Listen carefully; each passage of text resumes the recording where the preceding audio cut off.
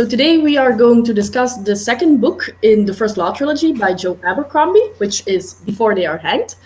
And this is going to be full spoiler, so if you haven't read the book already, then click away, save the video for when you have, because otherwise you will be spoiled.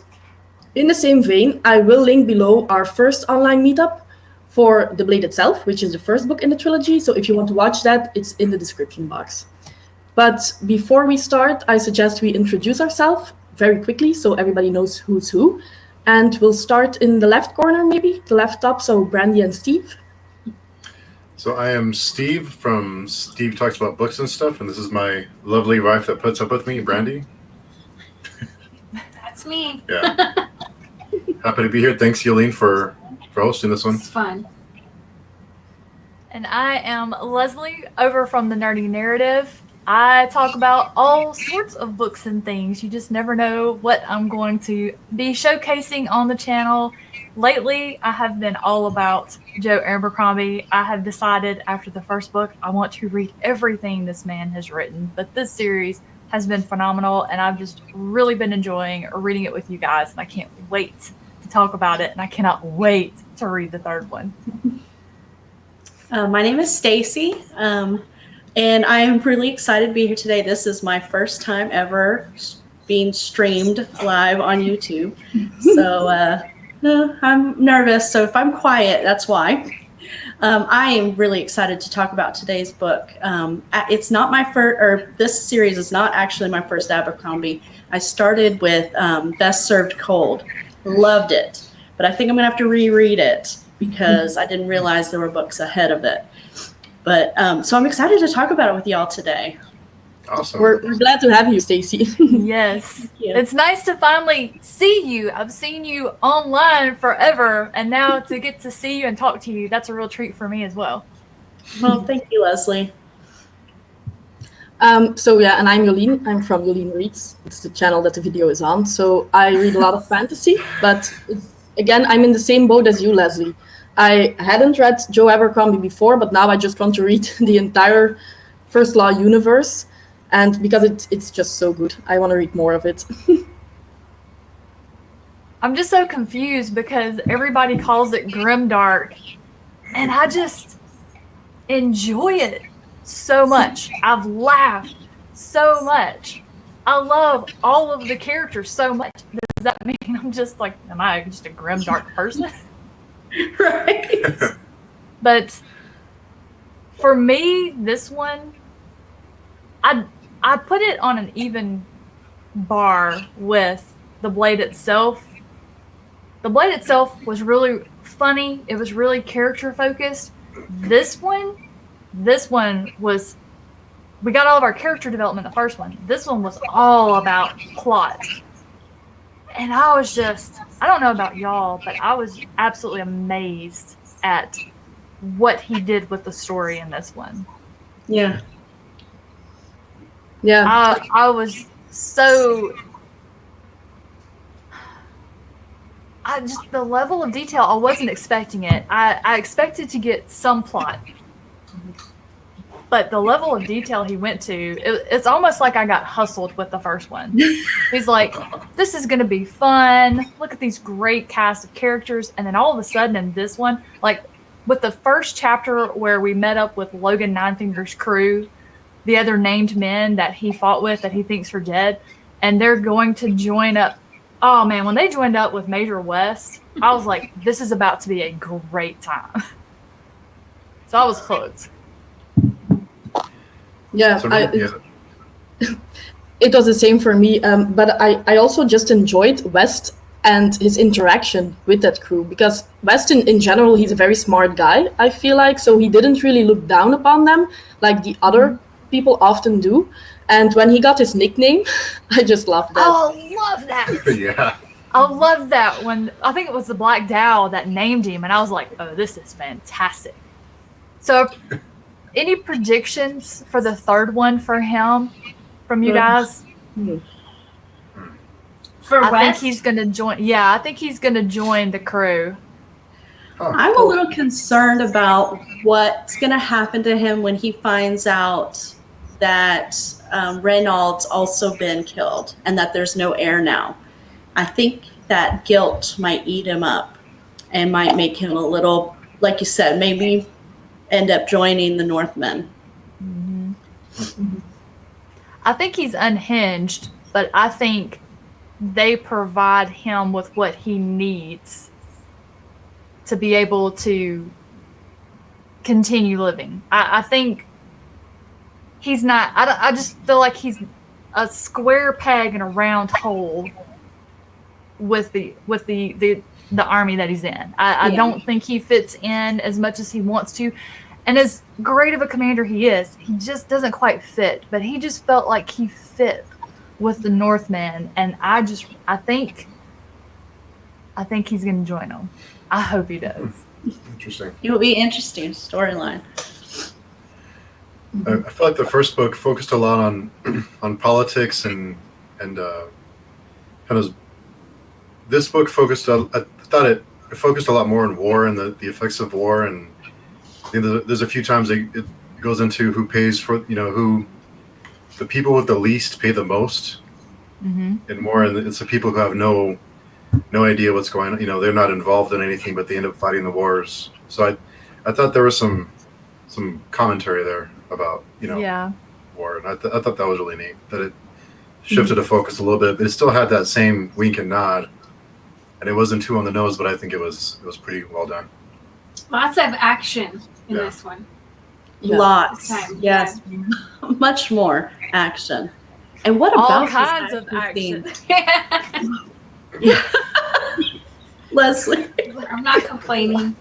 Yeah, Logan definitely got some action. The audiobook just had me in I rewound that part I don't know how many times when he and Pharaoh. That was great. And the dog man too. Oh yes. Did all of you listen to the audiobook? I had didn't. to. I I did. tried to start out reading it physically, and I was reading it in Stephen Pacey's voice, and I was like, I'm gonna have to get the audiobook. So I did the whole immersion where I just listened and read at the same time. Yeah. It's so good. It's so good. That scene, Lezlie, can you imagine what it must have been like for Stephen Pacey to have to record that? Or I the wanna scene. know- There's a scene too. Oh, sorry. Go ahead. I want to know how many times he had to read, how many takes it took to get that, because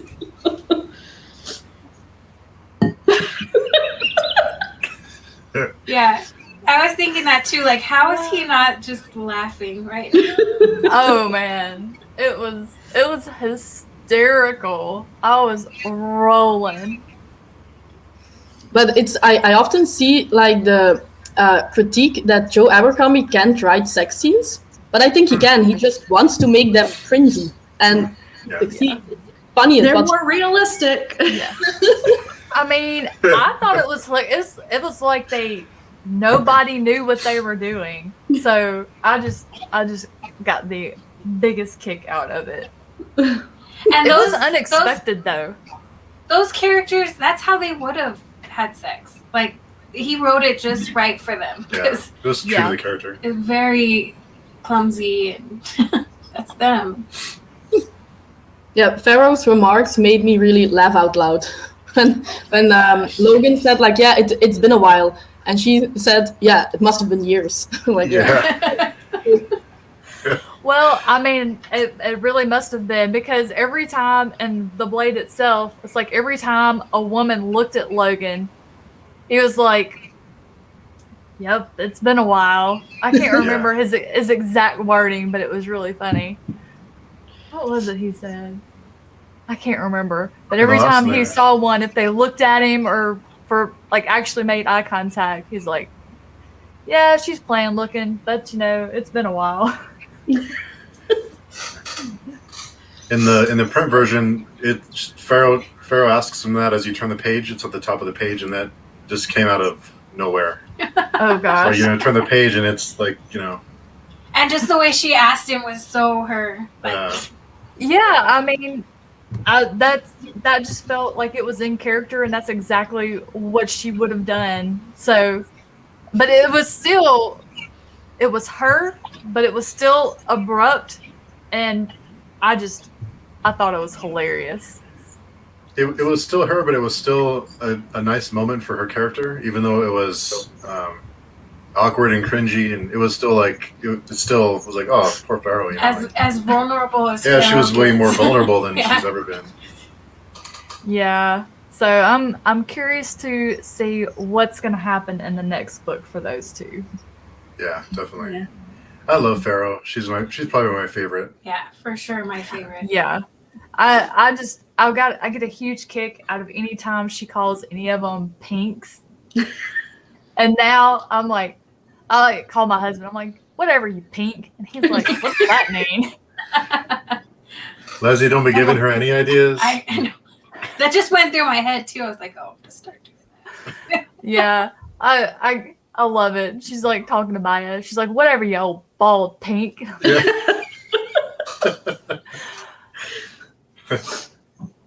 Are we done with the Pharaoh and Logan? Oh yeah, yeah. I love Pharaoh. She's awesome. It's endless amount of entertainment there. Every time it's a chapter where she's involved, it's good. I do like her a lot too. I just can't think of any characters other than the prince that I didn't like in this book. I mean, I was telling my husband there wasn't as much character growth in this book except for maybe Giselle and West. Their arcs continue to grow, and the rest of them kind of just were themselves, which makes sense because they're more established in their ways, right? They've been through a lot, whereas West and Giselle haven't really been out in the world the same way. So I really liked that. And the action, I think Abercrombie writes really good action. Everything made sense. You could follow along really well, and he'd throw in the humor in the middle of it. Oh, I just loved it. Yeah. I really enjoyed Giselle's arc. I really loved what he took him through. I mean, I didn't really I enjoyed his character, but I never expected him to be anything other than fluff.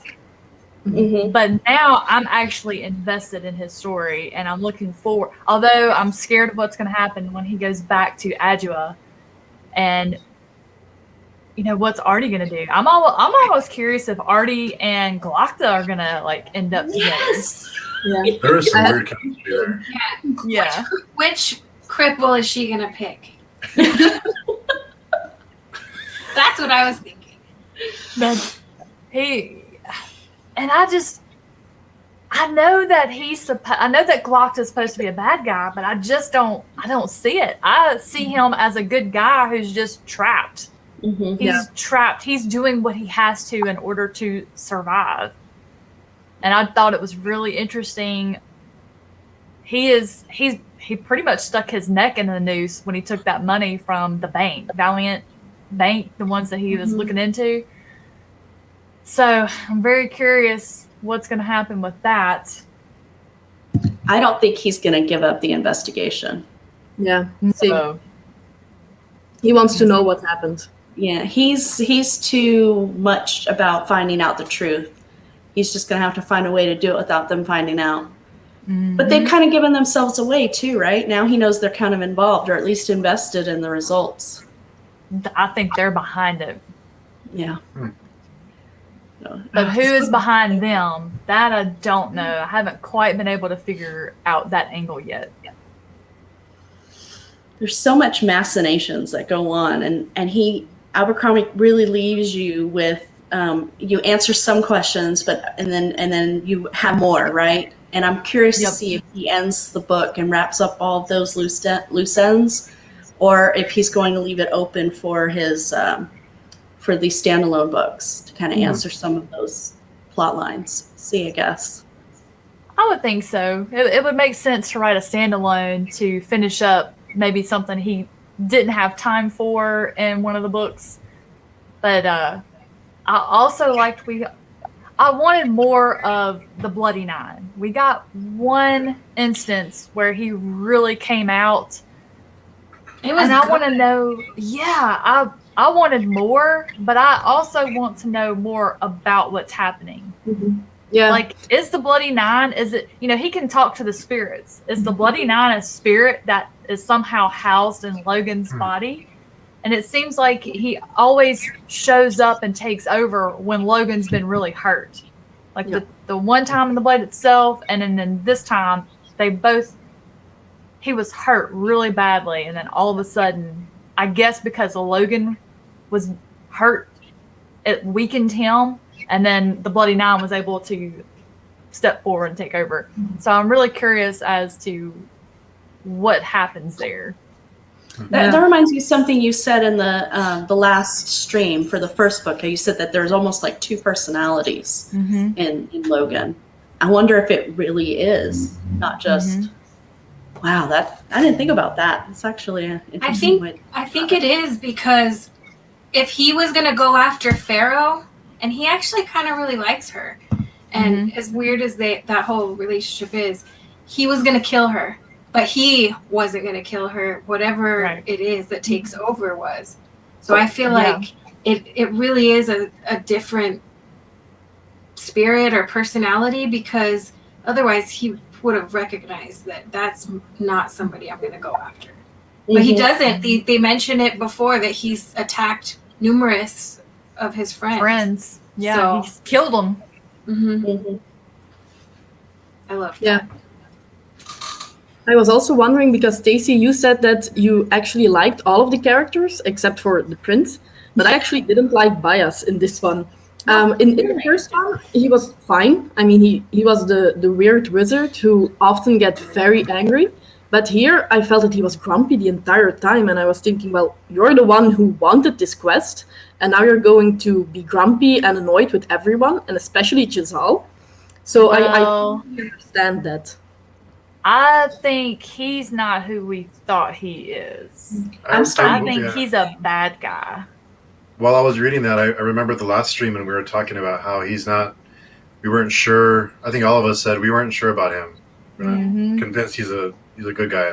Because most of the typical wizards in a story like this they are all knowing and you could trust them, and they're got their arms around everybody, and this guy, he doesn't know what he's doing, or what he's doing is badly motivated. Yeah, I think he knows what he's doing, but nobody else does. But none of the other magi trust him. Like, some of them have worked with him, but they, Yulwei told Pharaoh, don't trust him.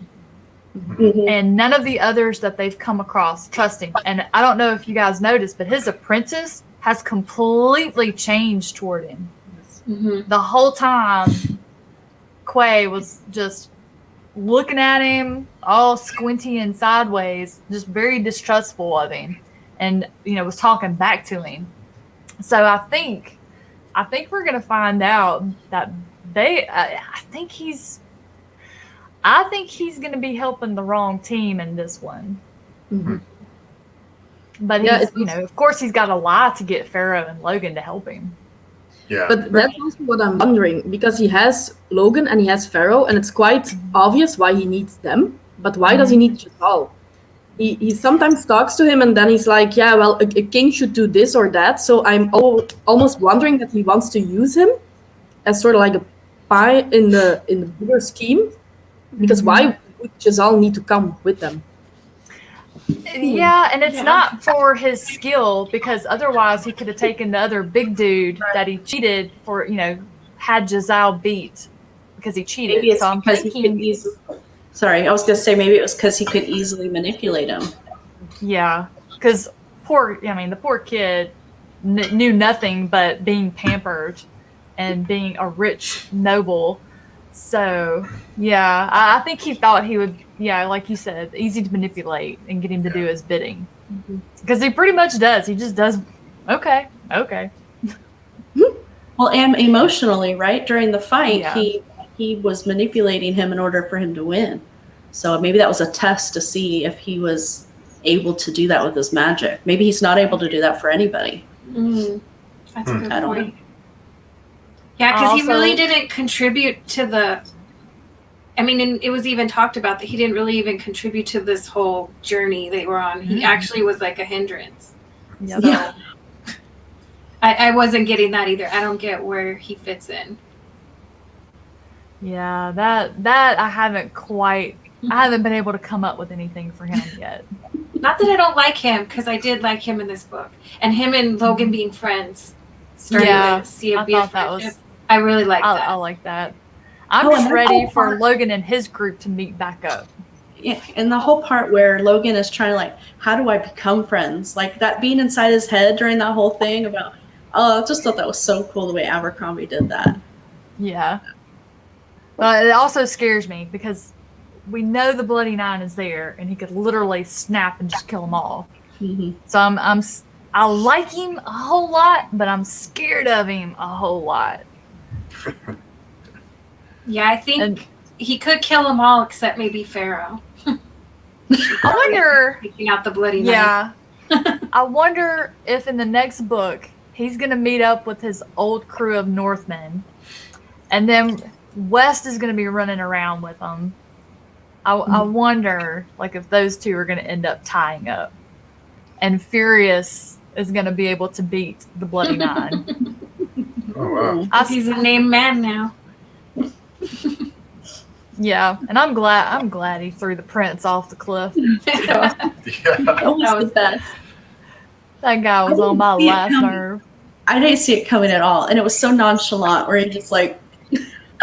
Yeah, I was completely shocked. I mean, he carried that dude all that way, froze, let him have his coat. It's like he's gonna get him home, whatever it takes. But then he saves the girl, and then she turns around and hooks up with the dog man.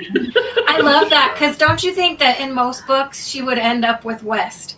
And then she turns around and she's like, "You're too angry for me." Well, but now remember, I was saying in The Blade itself, it's like Abercrombie just took all the tropes and turned them on their heads and made fun of all of them. And so that would be... Yeah, that's exactly what I thought of was Lezlie. She's right. But yeah, I got the biggest kick out of that scene. I did. Because they're all like, he's like, has anybody seen Cathal? And they're like, she's around. Poor kid. But I almost felt like West and Logan were a little bit the same, where they're really nice guys and then they can suddenly turn. And it's almost like, is West just somebody who loses his temper, or is there more going on? Because at some point he bites somebody and he doesn't really remember it afterwards. So it was a little bit strange there. I think he has a really bad temper like his father before him, and he just doesn't control it. Like Logan, completely taken over by a whole separate something. But West, it's like when he hit his sister, he knew what he was doing. And he regretted it. Like Logan, you know, when he returns after being the Bloody Nine, he's like, what did I do? Mm-hmm. He just knows there's a black spot in his memory. It does bring up a good point, though, Jolene. Isn't West from England? Isn't he not from the north, but he's from the north of the Union, right? It's true. He's a peasant. He was a commoner. Yeah, maybe there's something in the bloodline. Or I don't know. That was one of the things I really found interesting was when Quai was explaining the history of the wizards and I can't remember what are they called again? The Magi. Magi. That was really interesting. Mm-hmm. You know how they all kind of came from.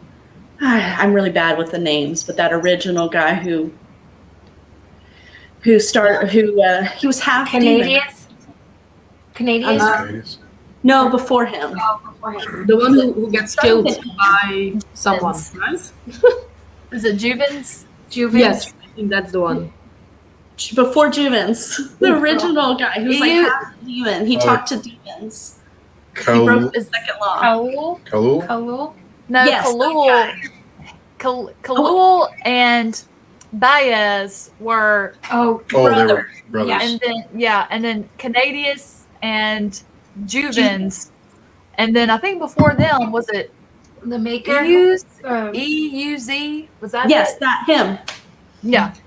Yeah. So he was the one that originally talked, or he's half demon. And then there was the other guy who his name started with a G.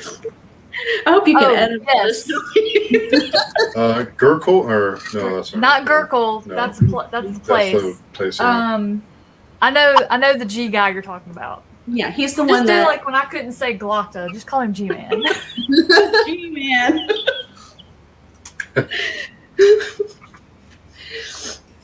But getting all that history was really cool. And the way it was told in kind of a story instead of just an info dump. I like that too. I felt like it was, this is story time when they would sit around the fire, or you got like a whole story time vibe. And then they told some of the history. And I like that. Yeah, I also like that in stories. And I also found it was funny that they asked for a story, and then you have Kwai who tells like this very fun story to listen to, and then they ask Logan something and he's just telling about all his scars and where he got them. It's just a funny difference between the two of them. Yeah, and they're all like, we don't like this anymore. Let's not play this game anymore. And they're like kind of inching away from him. But it's like, would you want that guy to be your friend, or do you really wanna move away from him? You might want to keep him in your sight. Keep him on your team. That's somebody I want with me, not against me. Okay. For sure. Now, So what do you guys... Go ahead, Stacy. Well, I was just wondering what you guys thought about the Gurkle, because we haven't really gotten to see much of them other than them being on the other side of the wall and fighting. I think it's about to get really nasty. I think that Emperor is going to be livid that his emissary was murdered and blamed for what I believe that bank was actually responsible for killing the prince. I think that Emperor is about to be really, really bad news. I almost wonder if he's going to team up with Bethod and just start laying waste. Wow. You make a good point. I didn't even think about that. Because we haven't, that's another element that has been developed, but we've never seen Bethod really. Mm-hmm. So that means in the next book, he's going to be probably at the forefront, I feel like. And who is this witch that's with him? That makes the mist. I like that. And his, the feared guy. That big tattooed guy we got a little more in this book. Wow. Yeah. That was cool. And how are the monsters called again? The Shanka? Shanka? Yeah, you can talk to them, obviously, or something like that. So I don't know what's going on there, but... Yeah. Like I said, he does a really good job of answering some questions and leaving you with a whole bunch more. It's like, what is happening? I have to say, I feel dumb because in the last book, I thought the Shanka and the Flatheads were two different things. No, but they're the same. And it didn't take me till halfway through this one to figure that out. So I'm up to speed now. I have to wonder how Bethod got them to work with him, because they don't seem like they're very sentient. They almost just seem mindless, maybe of a hive mentality. But I'm going to assume probably Khalul is directing them. So I would imagine Khalul is maybe working with Bethod. Maybe the witch that is with Bethod was sent by Khalul and they're teamed up. Yeah, I think the witch has something to do with it for sure. But the scene where they're going through the ruins and all of the Shanka come out, and then Logan and Pharaoh fall through, and then they're just fighting them. When I was picturing that, I was picturing one of the scenes from the Lord of the Rings movie where all the orcs are just everywhere and they're just fighting. I really had a good time with that scene. That's exactly what I thought of too, is that scene in Lord of the Rings. Mm-hmm. Yeah, all the orcs. Abercrombie is so good at writing action scenes, though. It's like watching a movie, there's some action movies that have slow motion, where they highlight certain things. It was like watching one of those action movies but it's so detailed, and it's I mean, you know And it's exactly what's happening. believable. Yeah.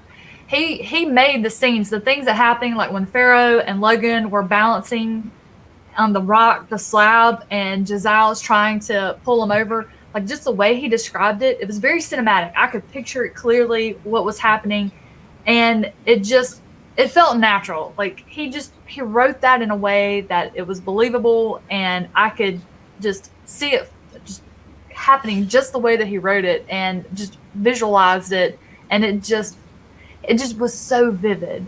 So I really like this guy's writing style. I love his writing style. I love his character development. And now in this one, I got a chance to see his storytelling capabilities with all of the things that he did with his plot lines. And I mean, he's got me. I'm going to read everything. But what did you think of the plot? Because you said that there's more plot in this one, but at the same time, I feel the characters are not any more progressed plot-wise than in the beginning. Because you have that whole quest, and then in the end, it's just a stone. It's nothing. Yeah. So they could have just stayed at home, and they would have been just as... So I didn't mind that. It makes sense, because if Baez knew that stone was there, then Khalul knew. Actually, it sounded like all of the Magi knew it was there, but it sounds like that betrayal happened at the time. So I have to wonder if Baez had been fed a line of bull about that whole deal. And because now he's wasted all this time on this quest, what's Khalul been doing all this time? Mm-hmm. So I think it was designed that way for a purpose. But yeah, so I think he did all of his character development in the Blade itself. So we didn't really need any of it here. Here he fleshed out what's going on. Political, he's getting all of his players for the big final battle. Everybody's getting in place and just really monkey wrenching. Like, Glocta to me seems so intelligent, but he's always one step behind whatever this force is that's going on around him. Whatever is manipulating everything that's going on in Adua is staying one step ahead of him. And I'm just about to die to know who that is. Like, at first I thought it was Sult. But now that Sult is basically peeing himself with the prince being dead and the fact that his neck is on the chopping block, like, so that I was like, okay, well, I don't suspect him anymore. So I wonder what the political move is. When the stone wasn't what we thought it was, my first thought is that Baez had made a mistake, and either Logan and or Pharaoh aren't who he thought they were, or there was something off with them, that it didn't happen the way he thought. Well, if the stone had been real, he wouldn't have been able to have touched it without dying. So somebody stole the stone, and Pharaoh wouldn't have. None of them would have known what to look for to be able to get up to any hijinks with it. Yeah. I thought it was a clever way for Abercrombie to once again twist a trope, the quest trope, to kind of, you follow the characters along in this long quest, and then it's like through the whole book. He's like, we're gonna go on this quest throughout the whole book, and at the end, it's gonna be just a rock. Or what if this stone doesn't even exist? That's what I was so upset when I read that, and then I thought about what Lezlie said about turning the trope on its side, and then I was like, okay, this is that, I think. But I was so mad. I was like waiting to find out what happened, and then it's a rock. And I was like, all that, and Giselle's face got hit, and everybody's. I mean, it was so. But I liked that there was so much that happened on the way to this little rock. But I was so mad. He was like, "It's so good. The ending's good," and then I was like, "Yeah, I'm mad.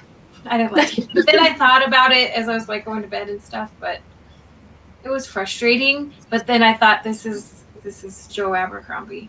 Well, what's going to frustrate me is if in the next book, it takes them the whole book to get back to Adua. I'm going to be like, Oh. Yeah. no. And you'll still keep reading now. Yeah. Oh, yeah. 'cause books that frustrate me are entertaining too. I like being frustrated. Well, they're so well done too. Yeah. You know, I still think the Blade itself was better than this one, just because it wasn't as fun, I guess. But it was still Abercrombie. Still, you know, you have to. It's still enjoyable.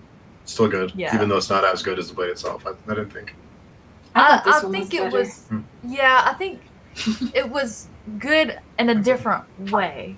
The first one, yeah, I laughed from page 1 all the way through.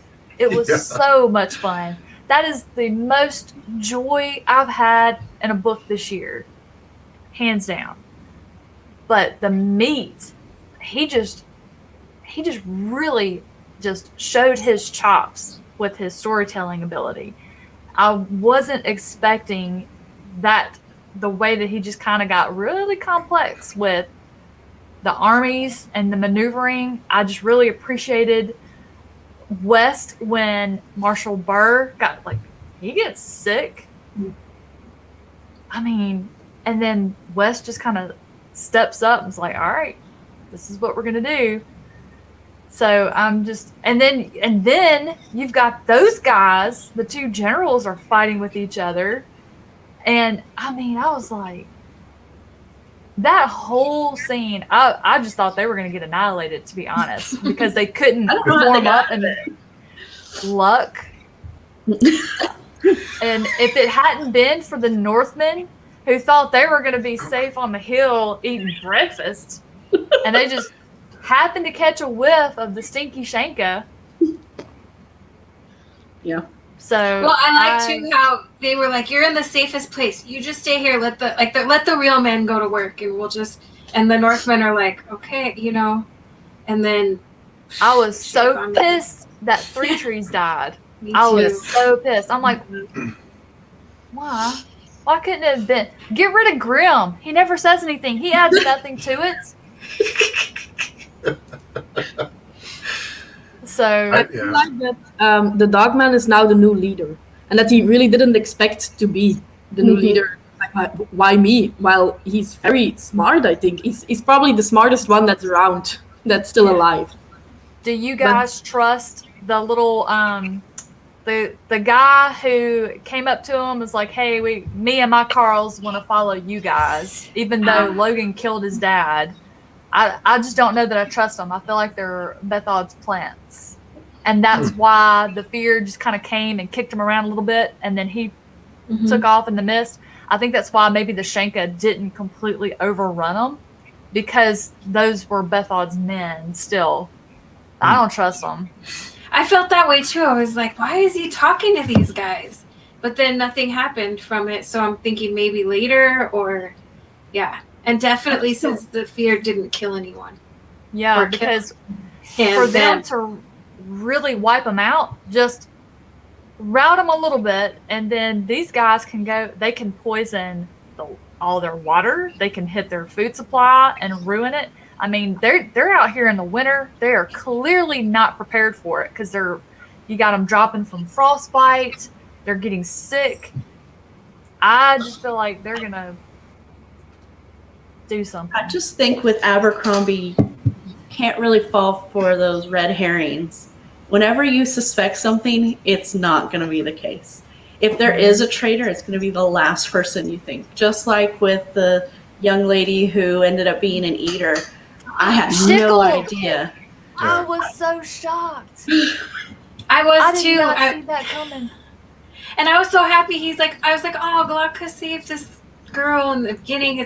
I'm already in this book, and he saved somebody." And she got him. I was so surprised. He got me too, because wasn't she like 14? Yeah. And they were like, "What?" He tells that guy, "What is a 14-year-old going to be planning?" That's what I mean. You never are gonna know who the traitor is until Abercrombie's ready for you to know, or if there even is one. Yeah. Yeah, that kind of scared me because I thought the eaters couldn't disguise themselves, and she was able to. She was able to appear normal for weeks, and I'm just like going, okay. Suddenly, I start looking at everybody sideways, which I enjoy that. I love when an author can make me do that, when I start suspecting everybody. Yeah. Because then I suspect everybody, and I'm just looking at everybody sideways, and I still end up getting fooled most of the time, all the time. Yeah, I really enjoyed that, and that's both the case with the characters as is with the plot, because you don't really know what's going to happen with the characters, who's going to be the bad guy, but at the same time with the plot, you think it's going one way, and then it doesn't. Like with Glokta in Dagoska, I think the city was called. Yeah. He did all that effort to defend the city, and then it still falls. Yeah, they threw it away. Yeah. They And then when literally he got back, they were like, "Yeah, we knew it was gonna happen." yeah, But good literally threw Thanks, it though. away. Oh man, that hurt. I did not enjoy that. But when he gets back, what do you guys think? You think him and Artie West are going to team up to start investigating and looking into stuff in the next one?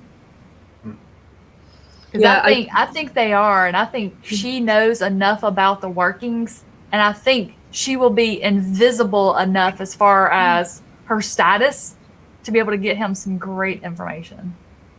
Yeah, he even because- said, "This girl's good. She knows a lot." You know. Yeah, and I also feel he already told her that the one that they marked as a traitor wasn't the real killer. So she knows. Even if he wants to stop the investigation, I feel like Artie would want to know the truth. She's just that kind of person. Yeah. I did wish we saw a little bit more of Artie, because at the end of the first book, I thought that she was going to go with Glokta, and then when I started reading the second one and I saw like, oh, she's not there, and you don't really see a lot of her up until like past halfway point. That was a shame because I really liked her character. Yeah, I guess she wouldn't have fit in good at Dagoska because they had, I forget her name, but the lady who was over the Spicers, I think because they kind of had this little maybe something happen in between because she was trying to kind of charm him into not suspecting her. I don't think that would have worked because he would have probably never spared her a glance or a thought if Artie was there. Yeah, I was waiting for her to show up too, and at one point, West thought of her when he saw, maybe it was Cathal for the first time. He said the word Artie, and I was like, oh, it's Artie. No, not yet. He's just in his mind, but we didn't get much of her this book. But hopefully, I think you're right about her being involved because just her giving him information and him respecting her knowledge, and she really knows what she's talking about. I think they're going to team up. I hope.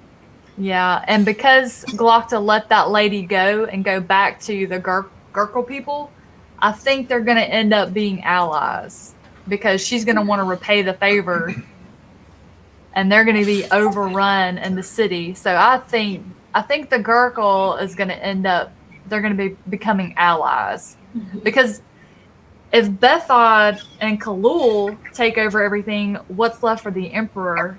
So, and he sounds like he's bad news too. Okay, so I'm going to admit something to you. When I was reading the book, I kept picturing the Gurkle as being like the army from 300 with the Persian army. Like never-ending waves. And then so now I've got the picture of Xerxes in my head whenever I think of the That's good. That's a good comparison. Yeah. So as far as predictions for the last book, anybody have any? Oh gosh. I don't know. I don't want Baez to be a bad guy, so I'm not letting myself go there. I think he is. I think he is. But I don't think think that there are good guys with like the people who are in control. I think they're all bad. Yeah. Yeah. I don't think Glock is bad. He's not in control, but I think he wants to be a good guy. I think he is. I think he's just a product of being used. You think Artie will be his protege? He did say she would make a good inquisitor. Yeah. Yeah, it would have been funny. The last page, you flip the page, and he's like, hands Artie a practical mask. Yeah, that would have been good. That would be good. Her and Vatari, they'll team up and take him out. Which, that was an interesting alliance. Mm-hmm. Yeah, and we find out she has kids. Little redhead kids. Yeah. Yeah, I really like that. Mm-hmm. And also I want that to know who the dad is. Because I have to wonder if the father is why she's keeping them secret. Is it like against the rules for them to have children? I was wondering why that was such a surprise. I don't know that it's against the rules. I don't think that was mentioned, but considering her job line and torturing people, especially when it seems to be a lot of innocent people, they would be a liability. Mm-hmm. Retaliation. Yeah, and I think even just Glockta knowing it's Yeah. I wouldn't want Glockta to know that I had children. So No, absolutely not. Why she keeps it a secret. Yeah, and it just explained that this harsh kind of woman crying to go home. Like, okay. Yeah, the vulnerability that was described when she took off her mask, that just really resonated with me. See, I was skeptical through the whole scene. Yeah. I was like, eh. Yeah, and then when she put the mask on and his like the tears were gone, it was like her eyes were hard again. So I'm like, so did she just do the female thing where she's like, you know, the whole cat from Shrek, the kitty cat eyes, and like all big, and then she gets what she wants, and she's like, all right, next, who are we killing next? But yeah, as I really have no predictions. I can't imagine, because where before they were hanged took me, I wasn't expecting, and so now I'm just like, my brain cannot figure out where we could possibly go with the last one. I can't figure out who might team up with who's gonna win. I mean, with Abercrombie basically just saying, here's all the fantasy tropes, I'm changing them all up. I mean, this might be one where the bad people win. Mm-hmm. Yeah. I'm supportive of that. Or you find out that the Gurkles are actually the good guys. Yeah. I'm like, whoops. It wouldn't Sorry, surprise guys. me. That wouldn't surprise me. I would like that. So Yolene, did you enjoy this one more than the Blade itself? I was curious. I actually did, but I think that the audiobook has a lot to do with that, because this one I pretty much laughed at each chapter, and I don't know if that's normal, but just the narrator was really good. And I think that if I would listen to the first one, that I would probably like that one more, but it really enhanced my experience. So if you can listen to the third one, I would definitely recommend that. I'm It's doing fun. it. I'm definitely. I'm reading and listening at the same time. Doing the same So- thing. Yeah, me too. So you guys are speeding up the speed of the audio to keep up with your reading? Is that I the trick? do. I speed it up. Not too much, because then he sounds. Yeah. funny. Yeah. And you miss some of the effects of the voices he does. Like So- when Pharaoh asks Logan if he wants to. Yeah. that I heard on the audiobook. Or the part when they're getting ready to disembowel the guy in the end. I read that, but I had to hear it. So I went back to hear it. He's saying how everything's okay. You know, it's okay to watch this guy get his guts torn out in front of everybody, but then they have to put a loincloth over his Yeah. you know. So Yeah. he didn't use that word, but it was funny to hear the narrator say the actual word. It was funny. Especially in Can't offend Glockton's the voice. women. Yeah, you can't offend the sensibilities of the women. Yeah, I think when I'm reading along with it, I listen at about 1.75 speed, and that's still slower than what I normally physically read, but I want to keep that. I don't want him too speeded up. I want to enjoy what he does with the story. But when I'm just walking around doing stuff, listening, I slow it back down to like 1.25 because I enjoy Stephen Pacey so much with this story, what he does with it. When I first started the audiobook, I really couldn't stand his Glockta voice. I love it. I couldn't. I was like, I can't do it. I can't do it. And so that was my first attempt with the book. I was just going to do audio. And then I bought it, and it sat there. And until you guys started this read along last month, I don't know how long it would have sat there for. And now I love Glockta's voice. I don't know why I couldn't stand it the first time. Oh, it's so funny. I actually started reading it physically before I got the audiobook. So I had my own kind of how I thought they sounded. But Stephen Pacey just, man, he just did such an amazing job with it. And I was like, he was making me laugh just as much as the story itself did, because he just brought it to life, especially anytime Glockta, the way how he sounds when he's speaking to someone and then he, tells you what his thoughts are. And then Practical Frost, I get a kick out of him too. Yeah, he does. It's like Mike Tyson. Yeah, he does it real good. The Practical Frost. I feel like I'm missing out now. So it's an audiobook. Oh, you gotta try the audiobooks. Yeah, This one, Steve. You gotta try. They're all on Audible. Yep. I gotta say, there was one thing in this book that irritated me. I was glad that they killed. Was it 3 trees at the end? Excuse me? I'm glad somebody died, because there was a lot of moments in the book where someone was about to die. Yeah. And something happened at the very last minute to save them. Not 3 trees. I'm glad somebody died. He loves it when a character dies. I like death. He likes it when someone's brave enough to kill off. Yeah. See, that's why I was saying kill Harding Grim. He never hardly talks. I would have been happy with anybody. Yeah. Nothing. He does nothing for the story. Take him. He's a named. Bye. Or Black Dow. That man gets on my nerves. I thought that Cathal was a good death, because you're starting to like picture her and the dog, and he's starting to picture them together, and what are we going to do after this? And and then bam, she's dead. And so I was like, oh, but it's a good story. It added depth to his character too. Yeah. See how he dealt with that. Do you think it made West him is human? Yeah. They were these feared named men, these just infamous killers.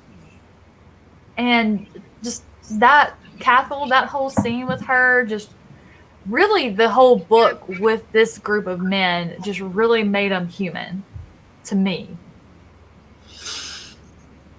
Yeah, you guys were talking about the named men, the character development earlier, and I really thought we got more from the named men this time. Like more, I felt like I liked them a lot more. I got to know them a lot more, and I liked that, because they became, in the first book they were kind of more of a background story, and in this one I felt like they were more out front, and I really liked them, and I want them to get back together with Logan and see what happens there. But I'm prepared for it not to happen, because it better happen. So just give me one chapter, or it'll happen and like they'll all get killed, or they kill each other. Yeah, that could very well be. You don't know. With Abercrombie, you do not know. They won't. Pharaoh will kill them all. Yeah. Yeah. And if anybody can, she can. Do you think West will get in trouble for freeing Pike and not bringing it back? Or are they just assuming all of them died? Yeah, I guess it's war, so you could easily explain that. But I'm wondering if he would say something himself, because he's feeling a lot of guilt of killing the prince and that he just starts spilling it to the wrong people. So I think something is going to happen that is going to bite West in the butt, but I don't know what it'll be. Yeah. Yeah, something's definitely going to happen to cause the split, because we know he's going to join the Northmen. He belongs with them. I actually hoped when, because the Northmen talk a lot about the Bloody Nine, and I hoped that West was going to make the connection that it's actually Logan, because he met Logan in the first book, and that he was going to say something, but he never did. But maybe that's because that meetup in the end is all the better, but I was hoping for that moment. Well, one of them made the reference to the Bloody Nine and in front of West, and I was like, oh, he's going to make the connection and tell him he's still alive, and then he didn't. I was like, well, that was a letdown. Yeah, I had the same feeling. So were there any scenes that you wanted to talk about as well? Because I've written some down, but I think that I discussed most of them that I thought were interesting. Let me see, I have a couple of tabs here. Let me see what I tabbed. Mostly it's Pharaoh, me laughing at Pharaoh. And I love her. Yeah. She's awesome. Just the storytelling parts were, like we were talking about earlier, I think that was well done. It was a little more straightforward than it usually is in fantasy. It was easy to follow and easy to understand. I want to know more about the eaters. Yes. Are they like zombies or something? What are they? I don't think they're zombies. I don't think they're actually dead. They're also smart. I mean, they can calculate stuff and see what's going to happen. So I feel that there's something more happening there as well, especially because the history with who killed Juvens, I think, it's different. The Eaters think that Bias did it. And then so I'm wondering what's the truth here.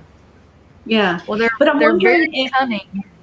When they say they say that Baez killed Juvens, when he started telling the story about what really happened, I was wondering, I was because I want Baez to be a good guy. I kept thinking, well, maybe through circumstances, Juvens died, and therefore they blame Baez, but he didn't actually do it, so he's still a good guy. Nope, he did it. But see, you know what I think we're going to find out? You know, Baez said he killed him because Juvens killed his daughter, and so Baez threw him off the roof.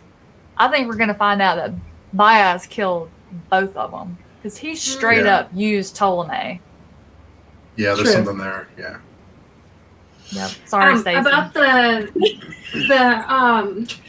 eaters, though, when they were torturing or trying to torture the 14-year-old one, and she kind of reminded me of Pharaoh in a way, the way that they could just torture her and she didn't seem like she felt pain, and she was kind of healing faster, or maybe I'm wrong, but and then we find out that Pharaoh's like half demon or from demon lines, so maybe there's some kind of a demon. I think the people that are made into being eaters have this bloodline like Pharaoh has, and that's why they want her so badly. They either want her because they want to make her one, or they wanted her because they need her to handle that stone. I'm guessing Khalul already has the stone. That's why they wanted her so bad. No, I didn't think about that. I forgot about them almost kidnapping her at the end of the first book. Yep. Most of what I tabbed in my book is just stuff that Abercrombie writes that like stood out to me. Where when they find the corpses, I forget where exactly they were, but when they first start their journey and they find the corpses and the knocked over wagons and everything, and Abercrombie said the corpses were scattered all around in the flattened grass like dolls discarded by a bad-tempered child. That's just cool, you know. It's just neat. Yeah. I love the way he describes things, and that's mostly what stood out to me. Is just his writing is so he just good. Yeah, I really like his writing style, and especially his action scenes. Normally, that's what I hate in a book, because I can't picture it. I see a lot of people, and there's definitely a choreography going on with how they fight, but with me, it's just a blank screen, and I often just skim through it. But with this one, I could really picture them fighting. And maybe that's also the audiobook, but I feel that that's also in part at least Joe Abercrombie's writing style. You're gonna love John Gwynn then. Oh, okay. It's good to know. He has Yeah. he has the best action I've ever read. Oh, We're in for a treat then. yeah, we are. Mhm. It's not too late, Lezlie. You can, No, there's no way I can fit it in. I have too much going on already. you can still drop by the streams and chat with us about it. Oh, I mean, I'll definitely be keeping an eye on the forums for sure. Yeah. Yeah, the only tabs I have we've already talked about. Mm-hmm. Yep, I'm just excited for the third one now. So The what did you Steve all? side. Yeah. Go ahead, Steve. No, I'm sorry. I was just gonna ask what you guys thought, what you would want to see in the third one, or what, not really what you think is gonna happen, but what would you want to see, other than Baez being a good guy. I would like to see Glocta and Artie get together. Yeah, they belong together. I don't want an ending that's too positive because I feel like it wouldn't fit the whole storyline. Something bad needs to happen to keep it realistic, but at the same time, I don't want to lose like Logan or Giselle or Artie. So yeah, what that is, I don't know, but just something. I hear you over there quoting Logan. You have to be realistic about these things. I just want Logan and his crew back together. And I want Glocta to kill Sult. Oh, yes. And what is going to happen with the kingdom? Who's going to end up taking it? Yeah, that's difficult to answer because I almost don't really know how the politics work there. You know that there are a lot of people who are who have the power, but they are going to manipulate a lot. So you can't predict what's going to happen almost. But yeah, it's definitely going to have a big impact on the story. Yep. Yeah, and I felt in the last book too, like the emperor and the politics were kind of like in the background. So I think to Leslie's point, they might not be the main superpower here, or whoever's going to end up in charge at the end. I think the Gurkle are the good, the good guys, the Gurkish. So I don't know. I think these guys are kind of like an afterthought almost. Like they're not that important. So the real emperor may be somebody else. Yeah, or they get started with the politics of who's going to take over, and then the Gurkle overrun Adjua, and it's like, don't worry about it, guys. We're just going to conquer you, and we're going to rule. Don't worry about voting. No worries. We got this. Yep. So there's so many ways it could go, and I just feel like any way that I chose, it's going to be wrong. And I'm 100% good with that. I love when every page is a surprise. I just need more Glocka and more. But gosh, when he talked about nipples, I was like, kept asking him because I was a little ahead of him at that point. Did he talk about nipples yet? I was like, what? I'm like, just tell me when you get there, because it is so funny, especially in the audiobook. It's like, why do men have nipples? Why do they have them? So then I'm asking Steve, why? Do you guys really feel that way? No. But it was just so funny. Like, he's so funny. I love that. Yep. I wonder if Abercrombie got his characters from people in his life, or these really just people in his head that he came up with. It'd be interesting to know what inspired the story, because I see a lot of Lord of the Rings in there, but in a way where he's took those tropes, like Lezlie said, and turned it, like the Chosen One trope with Logan and Pharaoh. That whole thing right there, I just love the way they did that. Or for the chosen one that got flipped could totally be Giselle, because he was the beautiful hero, won the championship, And now he's the ugly one. He got poop stomped. And Arnie's Didn't gonna pick win. locked over him. You know, we were talking about why Baez needed Giselle. Mhm. Did he help Giselle in that tournament for another Yes. reason? Possibly. But he wanted Giselle on that trip for some purpose. Yeah, and Or that could just be the quest trope being made fun of. I gotta have all these people, they all have this specific purpose. And it's like, oh, just kidding.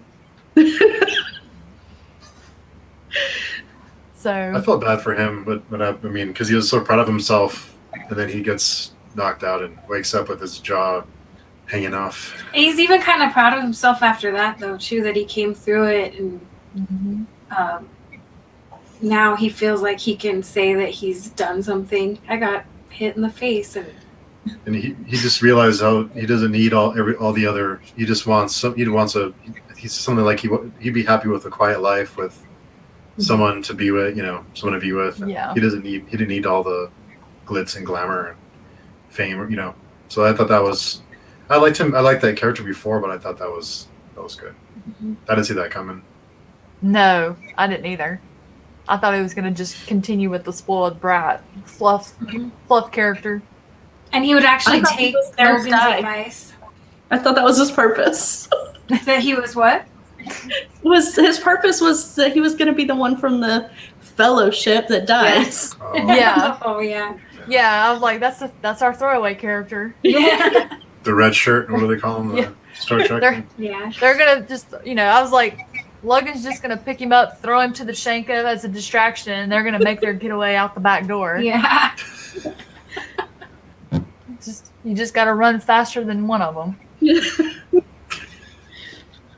But at the same time, I am wondering what's going to happen with him if he goes back to the city, because he has now a whole romantic view almost, how he doesn't really need money and he can live a quiet life and Artie is going to marry him. But that's also unrealistic, thinking that, being poor, it doesn't matter anymore. So I feel like if that would actually happen, he wouldn't be happy. So I hope that he gets back to the city and sees maybe with Artie and Glokta and what that will do to him. But yeah, I'm excited to see more of him because he already had such an interesting arc, but I don't think that it's completed yet. Oh no. Yeah, I definitely think there's something in store for him. I didn't think so in the first one. I thought he was just a character to be a tool that Baez showed off some magic, some skill, the things he could do. But he definitely has a purpose. I have no idea what it is. But I'm excited to find out. I just don't know what it's going to be. Is he going to be a stronger character, or is he going to be someone who's going to fold? Like, what's he going to do? What's going to happen? Is he going to freeze, get back to Adua? It's probably going to be under siege from the Emperor of the Gurkles being all mad. What is he going to do? He's going to run.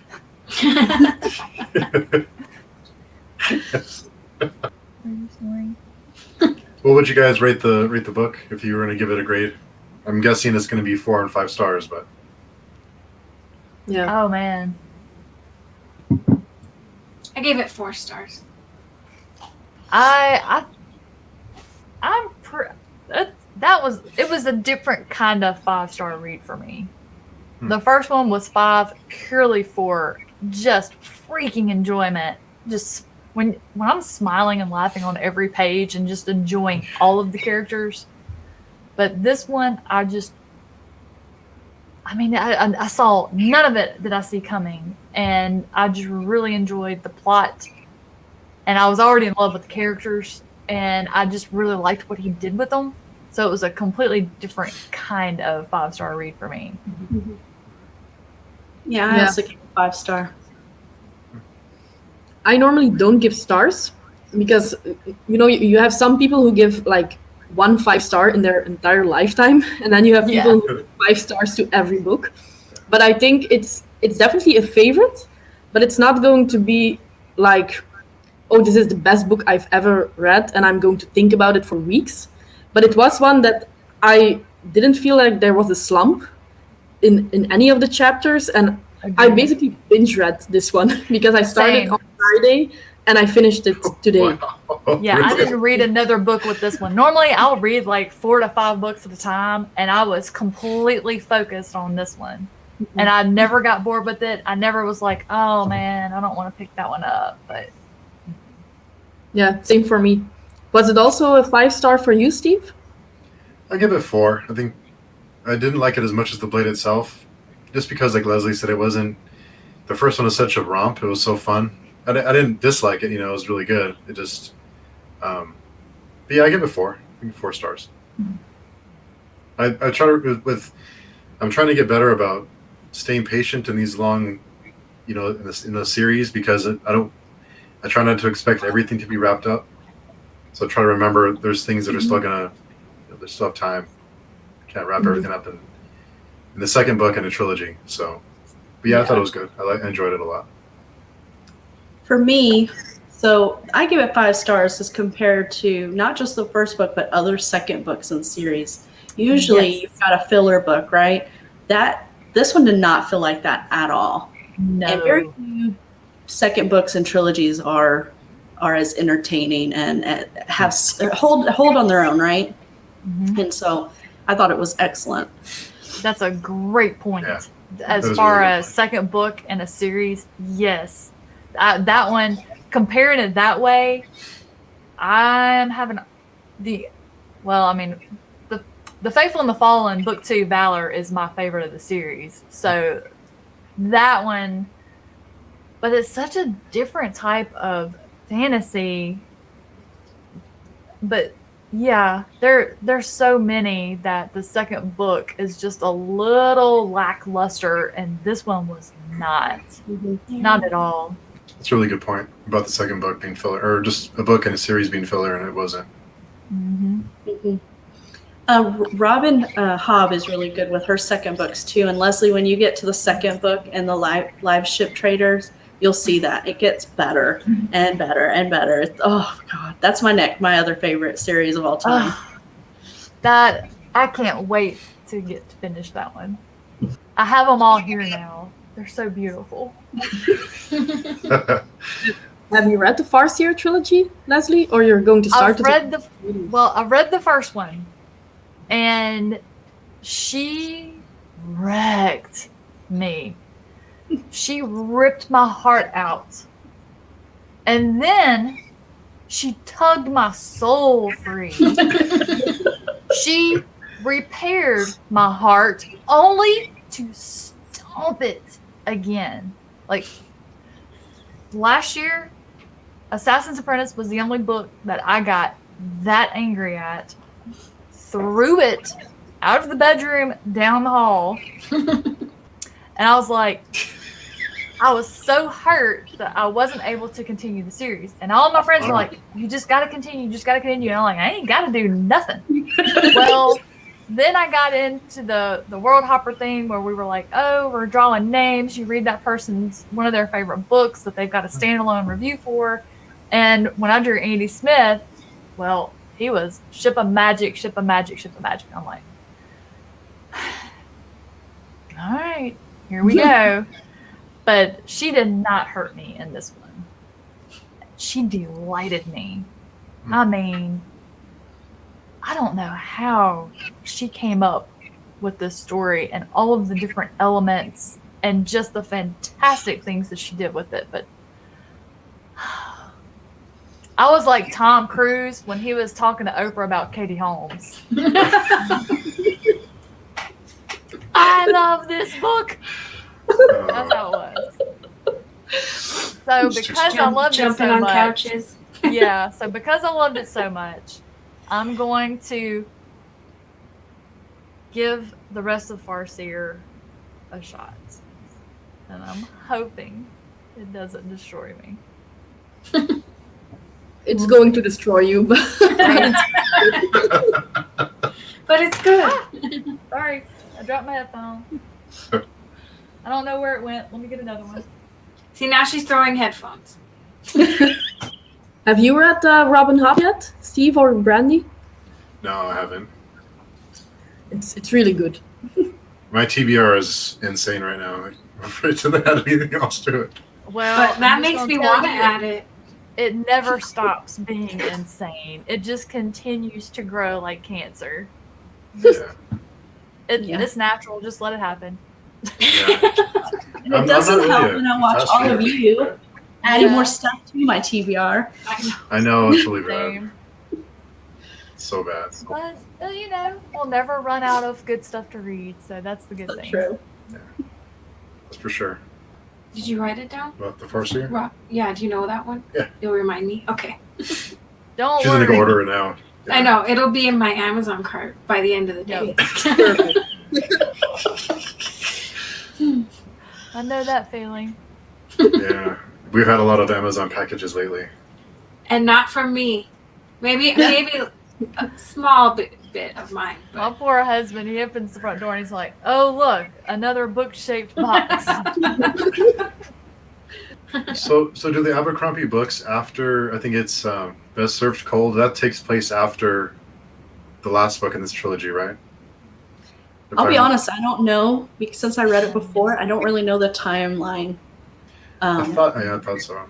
But I don't wonder even remember how much where it took place in the world.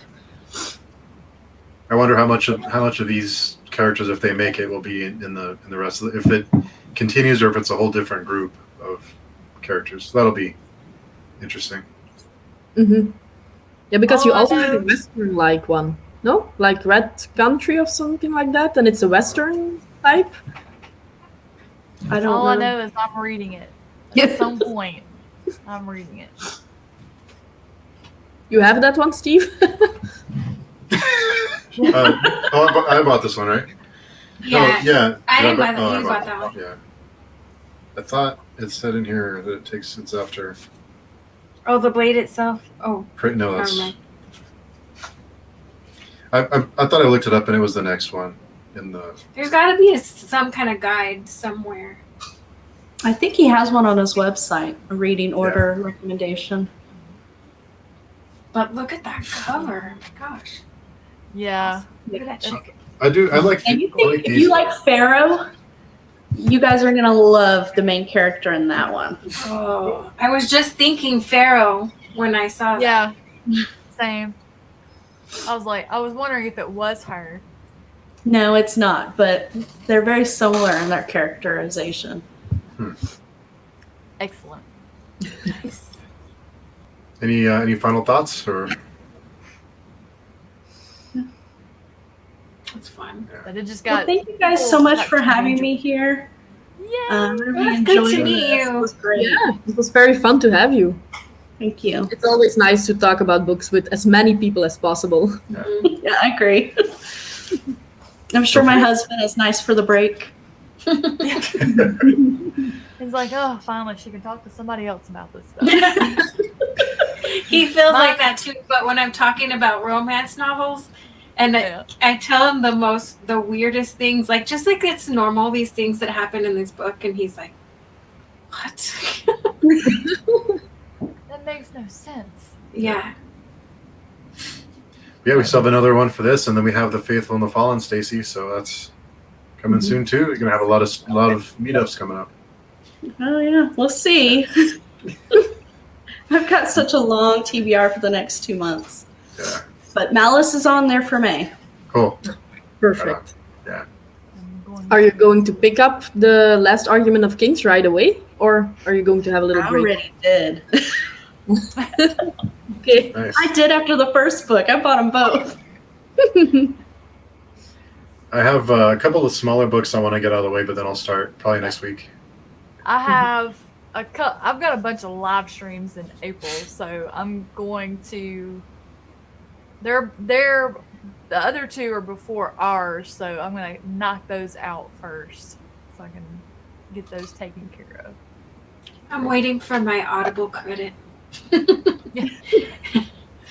Then I'll I get it. get mine from my library. Has had them sitting there waiting. I know you so- mentioned that. Maybe I should check into that too. Right down the street. Yep. I just get it through the Libby app. Hmm. Put your library card in there. You find your library, put your library card in, and then you can just check out the ebooks and audiobooks on there. Mm-hmm. Nice. So I guess we will wrap up this one. Yeah, Sounds it good. was a good time. Yeah. Very fun. Thanks again, you guys. Thank you. you. It's good to see you. Yep. Bye. Bye, you guys. Bye.